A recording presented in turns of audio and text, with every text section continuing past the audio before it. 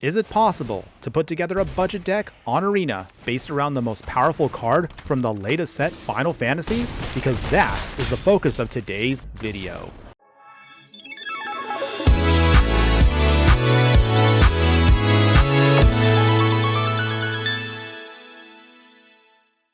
Hello my fiery friends, the Infernoman here with the hottest in budget deck technology. And for today's deck tech, the time has finally come, everyone, to begin talking and building decks that are focused on the latest set, Final Fantasy. Yes!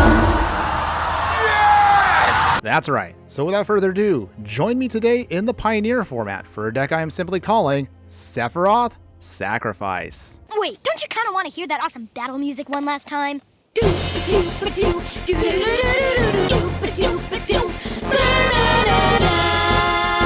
But before we continue, if you do like any of the content that I do, please like, follow, and subscribe wherever you watch the content. You can support me monthly for a small amount on Patreon, where I have all of my extended bonus footage posted. We also have a Redbubble spot where you can buy merch like stickers and shirts, or for free, all you can just do also is just join our growing community on Discord. Your support helps keep this channel going. All links are in the details below. Longtime viewers of the channel know how we do it. We have to talk about the stats of the deck before we dive right in. So Sephiroth Sacrifice is going to be a mono black build. We're going to be focusing on an average mana curve of about 1.9, and that means we'll be rocking 20 creatures in the deck, 8 instants, 11 sorceries, and 21 lands. Our deck today is looking to utilize the most powerful card, I would argue, from the Final Fantasy set, and looking to help him breathe new life into a classic deck archetype in Magic, and that is Mono Black Sacrifice. In other words, we're going to try to utilize Sephiroth to then sacrifice a ton of creatures for extra value, card draw, and hopefully we can flip him into his ultimate form to smash our way to victory. And even if we cannot get Sephiroth to go off, we still have a backup plan of classic Life Gain and Drain, which should generate enough value to hopefully get to our victory. But either way, you still may be asking yourself, how is it possible to build an entire deck around one singular powerful card from the set? Good question! Well, I'm glad you asked. So without further ado, let's not waste any more time and let's explain to you how this deck works. Starting with the creatures in the deck, we'll go over the 1-drop slot. It's going to be Greedy Freeboater and Shambling Ghast. Both of these are our ideal sack fodder for the deck. Shambling Ghast, if it dies, you can either give one of our opponent's creatures -1/-1, but ideally, you want to get that treasure token to begin the ramp package. Speaking of ramp, Greedy Freeboater does the same thing, but also when it drops that treasure token, you can also scry 1 to help fix your next draw. Priest of the Forgotten Gods here allows us to sacrifice 2 other creatures, and by doing so, any number of targeted players will have to lose 2 life, and they have to sacrifice a creature of their choice. By doing so, we can also gain 2 extra black mana to then utilize for something else, and also we get to draw a card. So it's a great engine piece for us as we want to start grinding out our win. But the real stars of the show are going to be our 3-drop creatures, which help us create our entire engine for what we're trying to do. Starting, of course, with Sedgemoor Witch here. Let's talk about this card, because we haven't actually used it in a while, but I do love what it does. Sedgemoor Witch here is a 3-mana 3/2 human warlock with menace, and it has ward of pay 3 life. It also has the Magecraft ability, which reads, whenever you cast or copy an instant or sorcery spell, create a 1/1 black and green pest creature token that has, when it dies, you gain 1 life. Those pests will be great for us for stabilization purposes, but ideally we want to sack them into our next creature, and of course, the star of the show himself, Sephiroth, Fabled Soldier.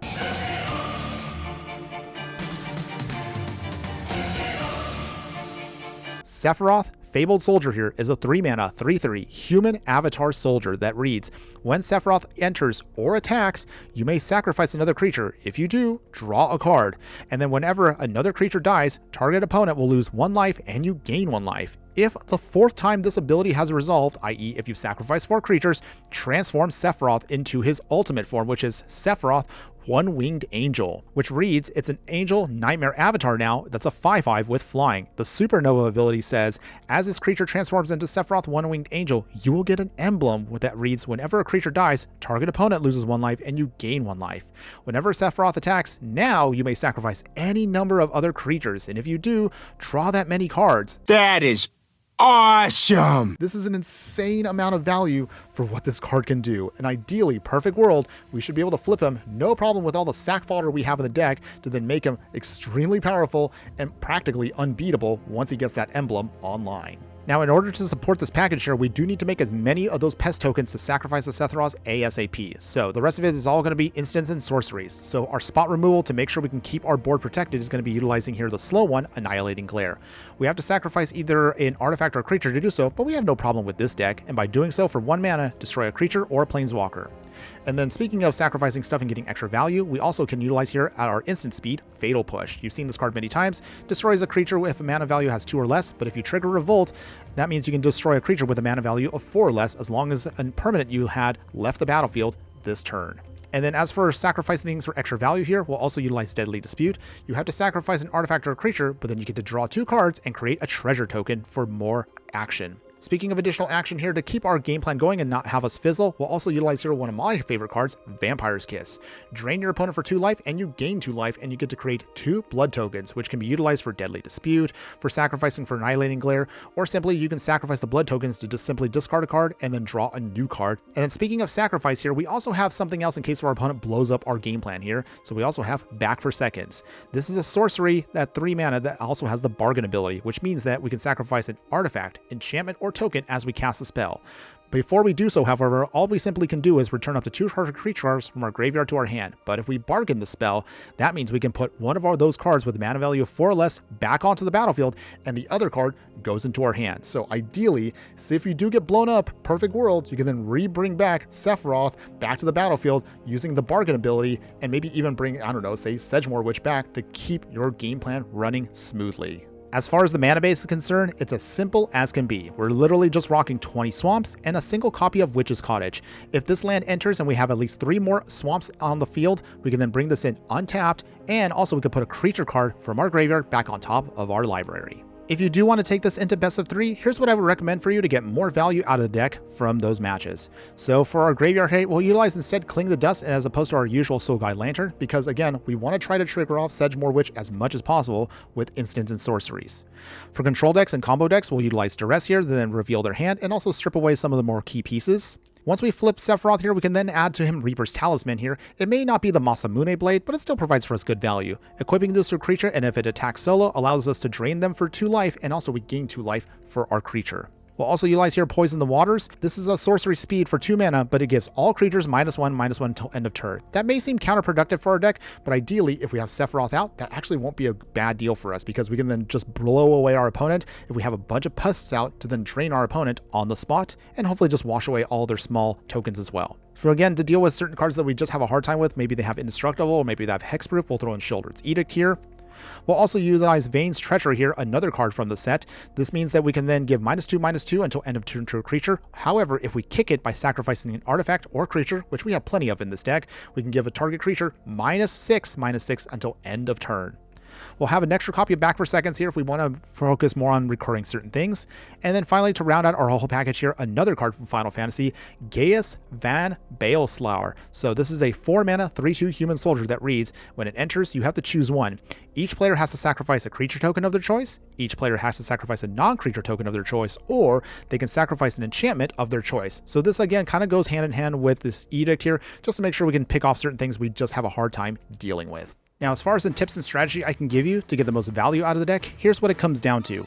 In the early part of the game, get your freebooter, get your Shambling Ghast down, and start doing a lot of damage as fast as you can while they are still alive. But even if they do die, we want those treasure tokens anyway, because we want to start casting some more additional spells to then provide a lot of extra support and make our game plan go off. Even if your opponent is wise to your game plan and probably doesn't want to kill your Freebooter or your Shambling Ghast, don't worry, because you do have cards like Deadly Dispute and Priest of the Forgotten Guards, and even if your opponent throws down stuff, you have Annihilating Glare to then sacrifice those creatures to get the value they do have to keep your game plan going. Don't be afraid to throw out Vampire's Kiss whenever you need to. You can utilize those blood tokens, as I mentioned earlier, to sacrifice a Deadly Dispute, or if you have nothing else in hand, you can simply then use the blood tokens to then discard a card you don't need, like an extra land, and hopefully draw into more action. But depending on what your board state looks like, at the very minimum, try to get one of your 3 drops down to then begin generating the value you will need. Ideally, Sephiroth should be the one you want to focus on, because once you have him down, sacrificing some of your other creatures will not only drain out your opponent, but also help you redraw into more cards so you can keep your game plan going. If you don't have Sephiroth in hand, try to start generating a ton of extra pest tokens with Sedgemoor Witch to then provide a go wide strategy while you buy time to either do enough damage with a lot of tokens to swing, or you can sacrifice them again to other creatures to again keep generating more and more value. In a perfect world, you should be able to get down Sephiroth and actually flip him on the exact same turn he comes out. While that does seem a little on the hard side, perfect world, if Sephiroth comes down, you can then sacrifice one of your extra pests or a Shambling Ghast or Freeboater, generate that value, and ideally if you have Priest of the Forgotten Gods out, then you can utilize the remainder of your extra fodder to then sack them, drain out your opponent, and then flip Sephiroth in one fell swoop. One of the biggest advantages this deck has is you're very capable of outgrinding pretty much any opponent out there. Your strategy is capable of going wide with Sedgemoor Witch and all the pest tokens once you start spell slinging, or once you're able to flip Sephiroth into its one-winged angel form, you're capable of going very big against your opponent and usually just smashing your way through victory with only a couple of quick swings. Another major advantage this deck has is you can definitely mess with your opponent when it comes to combat tricks. While we actually don't have any pump of any kind in the deck, you do have many ways of just getting instant speed removal when your opponent least expects it. Remember that again, cards such as your Priest of the Forgotten Gods is capable of utilizing its ability at instant speed. So this means that you can sometimes use a chump block ability such as with a Pest or a Freeboater or Ghast, then instant speed Priest of the Forgotten Gods, sacrifice those, and if they have a singular target, they pretty much lose their target. Or on maybe if they have a couple of extra targets, you can chump block with them, and by sacrificing them with your extra cards, by generating that extra value, maybe that card draw, maybe you just might be able to then draw into another Deadly Dispute or another Fatal Push to keep your value train going. And the other major advantage this deck has is anytime your opponent is trying to be aggro against you, you have plenty of ways to stabilize your life total. Your Vampire's Kisses, your pest tokens from Sedgemoor Witch, Sephiroth's own ability allows you to keep gaining a ton of life and forcing your opponent to keep getting drained out. So this means that as you outgrind your opponent, most aggro decks will eventually run out of steam, and this is when you can capitalize with what your game plan is trying to do. Of course, this now leads us to the biggest disadvantages this deck has. And the number one disadvantage you want to be aware of is Sephiroth is a destroy on-site creature. The moment your opponent is aware of what you're trying to do, they're going to try to make sure that Sephiroth does not hit the battlefield in any way, shape, or form. If they have discard, if they have counter spells, if they have instant speed removal, while Sephiroth at minimum might be able to then sacrifice one creature to draw one card and drain out your opponent for one life as you gain one life, it's still not going to be enough, and you're going to feel pretty sad once you lose him. Even if you have cards such as Back for Seconds to bring him back, again, if your opponent has the Graveyard Aid to keep Sephiroth off the field from the graveyard, or can counterspell those Back for Seconds, even with 4 copies of Sephiroth, it's still going to be pretty much an uphill battle once he's unable to reach the battlefield. You still have a backup plan with Sedgemoor Witch, but I did mention earlier this does lead us, of course, to another weakness the deck has. If we cannot generate enough pest tokens, then your deck is going to definitely feel like it struggles, especially against decks that have big creatures that also have trample abilities. This means that decks such as Mono Green Stompy will have a much easier time handling us versus some of the other decks where we can chump block for days. And this also leads us to the other final weakness to the deck. Even if, say, Sephiroth manages to go off, even if Sedgemoor Witch manages to create a bunch of pests, Sephiroth's ability can't do anything against exile effects. So if your opponent is capable of exiling things off of the field, or maybe they cast a mass removal spell such as a Farewell, then your deck is also going to be feeling very sad, because then you'll have no way of triggering off Sephiroth's ability, you'll have no way of bringing him back from the graveyard to the battlefield because he'll be exiled, your Sedgemoor Witch and those pests will also all get blown away and will not be able to trigger off anything that we do. But even with all that said, if you still like what this deck is trying to do, and maybe you do want to take it to the next level, maybe you do have a couple of extra rares or mythics you want to invest in this deck, well, let me put it this way.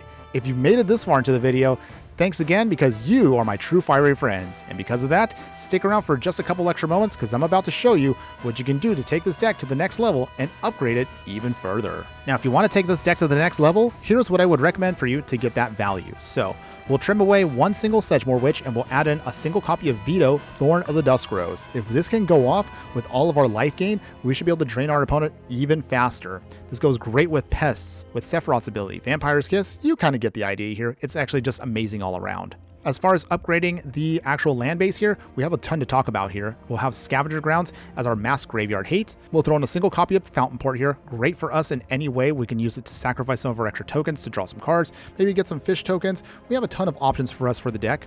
We'll use the Takanuma Abandoned Mire. You can use this to mill away a bunch of stuff and then bring back a creature or planeswalker card from our graveyard to our hand. Well, then that means by trimming down some of our swamps, we'll make room for Mygar, City of Mako, another great card from the Final Fantasy set. The sorcery side as an adventure allows us to sacrifice a creature or artifact and draw some more cards, but however, we can also just simply play this as a tap land in a pinch. And then finally, our creature land will be Hive of the Eye Tyrant here, a slower version of Graveyard Hate, but it does provide for us another way of just getting through some extra damage in case of everything else ends up blowing up in front of us. Now, in terms of upgrading the sideboard here, you're going to have, of course, still Cling to Dust. You'll upgrade from your Duresses into Thoughtseize. That's going to be a straight upgrade. Keep a single copy of Sheoldred's Edict, but as far as the remainder, it's mostly going to be a hodgepodge of things. You'll keep, of course, that Back for Seconds we had earlier. However, we're now throwing copies of Liliana the Veil, so this gives us another way of providing extra value for the deck by forcing our opponent to discard cards and minusing 2 to sacrifice their creatures. Path of Peril here can then destroy all of our pests and anything else with a mana value of 2 or less. If we have to in the late game, you can cleave this for 6 mana if you need to, but you will need, of course, white mana, and the only way you're going to get that, of course, is from treasures. Keep that in mind. And then, of course, if we're playing still Sephiroth here, we cannot say no, of course, to his one and only blade, the Masamune. So 3 mana equipment here provides for us another way of just forcing through damage by making our opponent have to block Sephiroth or any other creature this is equipped to. If the creature ends up dying, causes a triggered ability to go off, we can also trigger it an additional time. So this is actually great value for us at any point in the game. And then finally, and I know you're going to hate me for this, but if you do want to make sure that you can get your wins in a lot more consistency, you can bring in Sheoldred the Apocalypse. If you just need another extra creature to help provide for you value, just throw it in there. I know, don't hate me for it, but it is just how it goes, everybody. And with that all out of the way, here are my final thoughts that I want to give you on this deck. Honestly, the moment I saw what Sephiroth is capable of, I knew we had to build a whole deck around him. Even if it's not trying to reinvent anything, even if it's not trying to do anything brand new, he has enough built into him where he literally does it all. He's a draw engine. He sacrifices for value. He can flip into becoming even bigger of a threat than he currently is. It's really just a good card, everybody. And if any one of you out there can crack one, let me know. I might be interested in buying one at some point. But in all seriousness, if you're a fan of mid-range decks, if you're a fan of sacrificing small creatures or value, and if you're a fan of life gain and drain strategies, then I would definitely say, give this deck a try. And I assure you, when you manage to get Sephiroth on the field and generate all the value he can provide for your deck, you're going to have a lot of fun doing so, and you'll be very surprised at how he can pull it off on the arena budget. I assure you, you will definitely not be disappointed. That's all I have for you today. Thanks again for watching, everyone. And just remember that no matter what you do play in the game of life, always be sure to burn bright. Later.